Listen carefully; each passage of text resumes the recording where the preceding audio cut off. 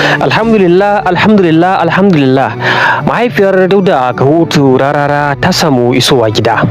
A ƙarshen watan da ta gabata ne dai wasu ɓata gari 'yan bindiga suka sadada cikin ƙauyen Kahutu yayin da suka sace mahaifiyar tasa.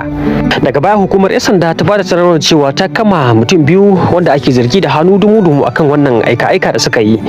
Bayan kwanaki biyu da wannan satan 'yan bindigan suka buƙaci da Dauda Kahutu Rarara ya ba su kuɗin fansa har naira miliyan 900 kafin sako mahaifiyar tasa. To amma a wannan safiyar sai aka tashi da wannan kyakkyawan labari na isowar mahaifiyar Dauda Kahutu Rarara zuwa gida. Babu tabbaci ko Dauda Kahutu Rarara ya biya wancan makudan kudin naira miliyan 900 da 'yan bindigan suka bukata, ko kuma ya biya adadin da bai kai haka ba, ko kuma bai biya kwata-kwata ba. Sa'annan a daidai yanzu babu cikakken bayani akan yadda aka yi aka kubutar da wannan dattijuwa. Wannan shine bidiyon isowar ta gida bayan an kubutar da ita, yadda fiskan ta nuna alamun ta galabaita matuƙa.